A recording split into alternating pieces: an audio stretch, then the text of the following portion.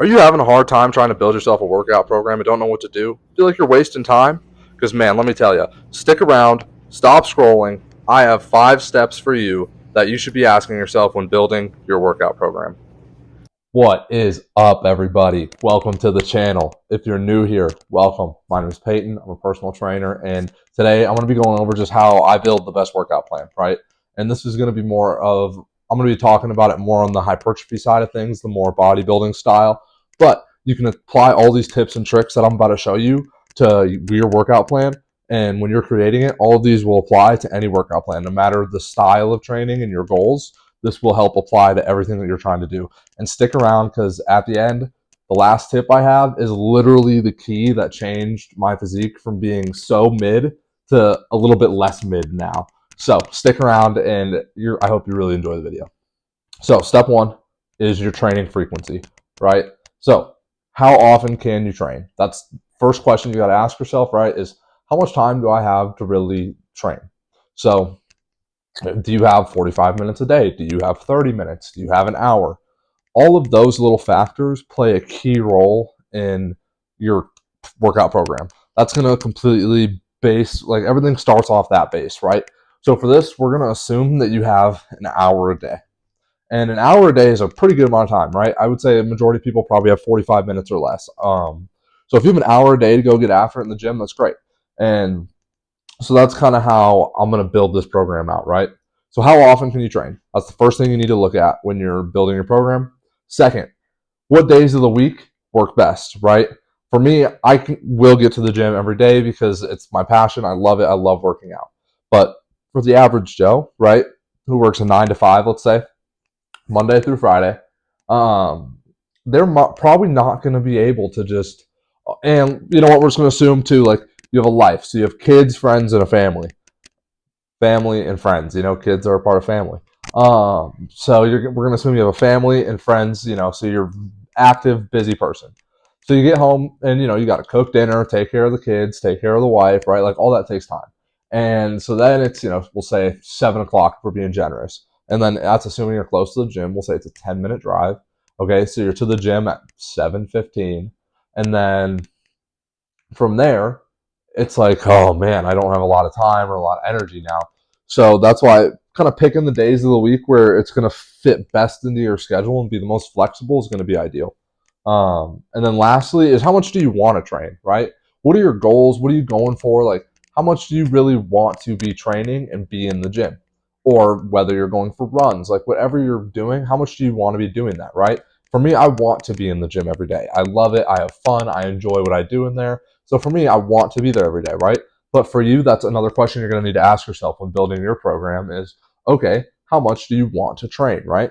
So that's kind of the bulk of your training frequency is like, those are the big 3 questions you're going to want to ask yourself is, okay, how often can I train, right? What days of the week work best? And then how much do you actually want to be training? Because you don't want to burn yourself out. So that's kind of the bubble of training frequency under step 1. Step 2, exercise selection. So for this, right, I'm going for more of the hypertrophic style. So I would be choosing a lot of machine work, isolation work to really focus out and burn out the muscle that I'm trying to work. But the first thing that you should be asking yourself when you're going to build your program, right, is are there any movements that you can't do? Do you have injuries? Do you just have, let's say really tight hamstrings? So, for you, doing RDLs doesn't really feel too great. Awesome. So we know we need to work on loosening up those hamstrings and then slowly maybe incorporate RDLs. But just little things like that where it's like, okay, is there anything I can't do? Have you hurt your shoulder so you can't do an overhead shoulder press, right? Like, oh, can you not bench because of an elbow injury? Like, so there's little things like that of, oh, I literally can't do the movement. That's a good thing to know. Next is, are there any exercises you just don't like, right? So for me, and this sounds bad, but I just don't like the barbell back squat. It's an uncomfortable movement. I don't feel great when I do it. I don't feel it great in my quads. So for me, that's a movement that I just don't really enjoy doing, so I pretend to not do it, right? So that's something too, is you want to build this program with exercises that you enjoy doing, that you're going to like doing, because if you don't like it, you're not going to stick to it. And the whole point of creating a workout program is to like it, have fun, stick to it, and be able to do it long term. So if you don't like it, Don't do it. As simple as that. There's probably an alternative you can do. If you don't like the bench, you can use a machine, right? Like there's just so many different things that you can do to switch up little alternatives, or you could dumbbell, right? So, excuse me. There's a whole lot of different options, and you just if there's something you don't like, simply don't do it. Next, are you over or underdeveloped in certain muscle groups, right? So, like for me, my chest is a little weaker and my back is a little weaker. So, I have a dedicated chest day and a dedicated back day to really focus in on those and to really try and grow my chest and really try and grow my back because those are two areas that I feel I'm underdeveloped in. And then I would say I'm maybe a little overdeveloped in my biceps and my legs, specifically my hamstrings and my legs. Um, so I tend to not give those as much attention and as much volume. I still train everything, but I just don't give those as much attention and as much volume because I'm really trying to push and focus all my efforts towards my chest, my back, and my quads right now. So, if you're overdeveloped or underdeveloped in certain areas, tailoring your program to bringing up what you need to is always great too if you're going for that nice aesthetic physique. So next, and lastly, under your exercise selection is what are you training for? Are you trying to put on size? Are you trying to maintain? What is your goal in terms of what your training is? So that's a big, really important thing with your exercise selection as well. Because if you're training to maintain, you don't need as many exercises. You can probably drop your volume a little bit. Whereas if you're training for hypertrophy, you're probably going to want to add a couple more different angles and just switch a little more up. Whereas with maintenance, you can go in there, do some bench press, maybe some flies, and you'd be fine. Or you could do some dumbbell bench and then some flies or some dips and, a couple of dumbbell bench presses and like you'd be golden. But if you're training for hypertrophy, you might want to start with an incline movement and then you might want to do a flat movement and then you might want to hit something for the lower chest, whether it's a fly or a dip or, tons of exercises you could do. But so it really just depends on kind of what you're training for. So that means a lot too, because are you just training to stay in shape, right? You don't care about the muscular side of things, because then it's like, okay, I'd be doing a full body workout every day, and I would maybe do some dumbbell bench one day. On Monday, on Wednesday, I would do machine bench, and then on Friday, I would do cable flies. Just one chest exercise per workout, and like one leg exercise, one arm exercise. I guess one bicep, one tricep, one shoulder, but like it just really depends on what you're going for. So what are you training for matters a lot in terms of your exercise selection. Now, yeah.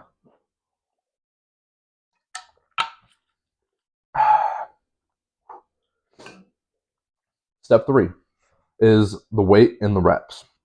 So how heavy should you be lifting? For me, right, for this program that I'd be building, it would be more on the hypertrophy side. So I would say you don't need to be lifting super heavy. I say and then this will just segue right into my second question. I like whatever weight you can handle in the 8 to 12 rep range, I think is awesome. Or I would even argue the 10 to 12 rep range. Just because then you're fully burning out and fatiguing the muscle, getting a ton of volume through reps, and then making sure that it's a weight that you can control. So you can control the eccentric, explode on the concentric. All those little things are going to be huge for the term in terms of what weight and reps you pick versus are you just trying to get super strong, right? Then I would maybe say, okay, let's bench and let's go for 4 to 5 reps for 4 to 5 sets. So that's going to completely change based off what your goals are there is the weight that you're going to be lifting. And then if you're just trying to maintain, I'd pick up, a weight that you get 8 to 10 with. And that is comfortable for you, and boom, you're set. You're golden, right? And for rep range, I think if you're going for strength, 4 to 6 is kind of your ideal rep range there. And then if you're going for more hypertrophy, I would say anything from 8 to 15, as long as you're taking it to failure and even past failure with partials and then, drop sets and all the extra intensifiers you can add on to that. Should you never go heavy if you're trying to build a bodybuilding program? Debatable. Very debatable. Because I like to mix it in heavy sets every once in a while. It just, I feel like it kind of forces my body to be like, whoa, we're doing something different. Like, it just really makes me sore too, which I love. Just being really sore after a workout. But like, just throwing in a heavy workout maybe once a month, right? That's not so traditional bodybuilding where it's a lot of squeeze, control, slow, squeeze, control. and it's a little more of like still controlling the eccentric, but just trying to push for 4 to 5 of those, and maybe not as controlled on the way down, a little more boom, but not bouncing off my chest, you know. Um, I guess I'm just using bench press for all my examples, but so there's a lot of different ways that you could argue that. Like, I think it's important and I like it, but then also too, like, should you never go heavy? You should obviously be progressive overloading, right? Which is kind of my next segue here. And I think that if you're living in that 8 to 12 rep range, which is kind of what I like to lift in, and I feel like my body responds to best, nothing hurts when I'm lifting in that. So progressive overload, right? Everybody's like, oh, you up the weight every week. Okay, that's cool. But I like for me personally, I would rather go, okay, if I'm doing 135 on bench, which is a plate on each side, and I got that for 8 reps this week. Awesome. Next week I'm gonna do it again, and I'm gonna try and get 9 reps, right? I'm not just gonna go for a plate in fives and try and get 8 again. I'm gonna try and get 9 reps with that same weight. Awesome. I got 9 reps this week. Improvement. That's great. Next week, I'm going to try and get 10 reps. Great. Next week, I'm going to try and get 11 reps. Great. Next week, I'm going to try and get 12 reps. Oh, I didn't get it. Try again next week. Boom. I got it. Awesome. Now I add those fives. Let's say I only get 8 reps with the 45s and fives on. Great. Next week, I'm shooting for 9, you know? So I think that's what progressive overload should look like in majority of people's programs. I don't think you should be just trying to up the weight every time. I would rather you try and work through a rep range and then come back down with a heavier weight instead of just going heavier weight every single time. At least for me personally, I've seen it lead to injuries. It's led myself to injuries back when I was doing that and not training so smart. So I think just going slow and steady with the rep range ladder is way better than just jumping weight every time. Plus, too, that gives your joints and your tendons time to adapt and grow strength-wise to being able to handle that weight. In my opinion, no science-backed basing with that. But I just think it's a way better option. So that's kind of the end of step 3. Step 4, set SMART goals, right? What's a SMART goal? Specific, measurable, achievable, relevant, and timely. So specific, right? Again, just back to chest. You know what? Let's go for lat pull downs. So if I'm like, okay, I really want to grow my back, right? And I really want to improve on lat pull downs. So that's a great way to grow your back, especially that lat width. So I'm like, okay, great. I can do 100 pounds on my lat pull downs right now for 10 reps. I want to be able to do 10 reps with 150 pounds by X date, right? That's a very specific goal, a timely goal. It's measurable, right? Because we can track the weight that we're doing. It's achievable because with time, you know you can get there. With proper diet and training, you will get there. And it's relevant because if your goal is to get a bigger, stronger back, that is going to help, right? It's going to help you grow in the back, give you bigger lats. It's going to just check off every single box of a SMART goal. So those are what you really want to be doing, right? Aiming for, because it's going to help you push yourself. It's going to get you set into a routine because now that you have this SMART goal established and you're like, okay, that's what I want, and you're very driven towards it, it's going to force you to get into that routine. So that way you're going to always want to be working towards that SMART goal every day. You're not going to be like, oh, I don't want to do it, like, because you know you can reach it. And that's the best part. And then once you reach that goal, awesome. Now I did 150. Oh man, now I want to do 200, And then you start working your way up to trying to get to 200-pound lat pull downs. And I know these are crazy examples, but like I'm just throwing that out there. And that's, I think, probably too big of a jump. I would shoot for probably a 15-pound jump. Like, okay, I'm doing 150. I want to be doing 165. That's a lot more like measurable and achievable. Whereas like a 50-pound jump, unless you're a really new lifter, it might be hard to jump 50 pounds. So just setting SMART goals are going to make your journey way easier because you're chasing something and you know what you're chasing. You know what's at the end of the journey, but you get to enjoy the journey along the way. And then once you get there, you get to discover a whole new journey you want to go on. And that's the beauty of the gym, right? That's the beauty of health and fitness is once you conquer one mountain, you get to climb another. And that's what SMART goals help you do because and they don't have to be big mountains, Climb your first little mountain, great. Let's climb a slightly bigger mountain. Like that's the beauty of a SMART goal is it makes climbing those mountains feel very manageable and very easy. So, and it helps hold you accountable.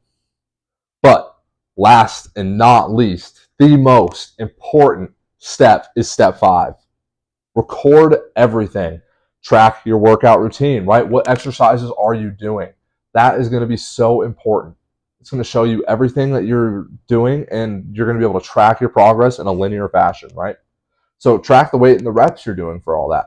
So I'm doing lat pull downs for 100, and then a month from now I'm doing them at 110. A month from there I'm doing them at 120. Like, that is how you're going to be able to see that progress, because you're going to see it in your strength gains, right? Which then I put it at the bottom, but it should have went third. Weigh yourself every morning, because if you're not weighing yourself, you're never going to know if you're putting on size. And whether it's a little body fat or body fat and muscle, which is kind of inevitable, you're going to get a little bit of body fat if you're trying to put on a little size, because you're probably going to be eating just a hair more. But that's why you should be tracking how much food you eat and tracking the macros of your food. 1 pound of body weight equals 1 gram of protein. It's the law of the jungle. Everybody follows it. Everybody lives by it. It's technically, it'd be like 0.8, but it's just easier to do 1-to-1. So that is kind of your protein macros, right? As long as you hit that, you're going to be pretty golden. Unless you're really trying to bulk a ton and put on size, then you'll want to, track your carbs a little more and figure out your exact maintenance calories, and then eat about 250 calories over that until you stop or start to really slow down on gaining weight, and then up it another 250, so on and so forth. That'll be the best way to kind of lean bulk, where you're not going to put on nearly as much body fat as you would if you were jumping a pound a week per se. So that is kind of the big key tip in that, is like, just track everything. The more you track, the easier it's going to be to see the progress, right? If you don't see the progress, you're never going to want to stick with something. And so another really good progress tracker is pictures. Just stand in the mirror, take a picture every day, once a week, like whatever it is, because you see yourself every day, so you don't get to notice those improvements and the progress that you're making. But a picture, and do it in the same standing position or the same seated position every time, right? And you'll really start to see those changes that you're making, and it's going to be so satisfying and so rewarding that you're going to feel so good about your program and that you built it. But with all that being said, those are my 5 steps to building a program, and just some questions that you need to be asking yourself when building those programs, right? Is like, all those things are going to add up to you building a way better program for you, something that you can stick to, something that you enjoy, and something that is perfect for what you're chasing and what your goals are, right? Because if it's not built for you, it's never going to be for you. So you just got to keep that in mind, is you're going to see all these people that are going to be like, oh, do this, do that, do this, do that. Do what you want to do, but obviously make sure you're doing it towards your goals. Don't be don't be running sprints if you want to be bodybuilding. Don't be trying to bodybuild if you want to be doing CrossFit. Like, make sure you're doing what's going to be best for your goals and what's going to be helping you chase and achieve those goals. But that is enough talking, enough rambling, enough craziness.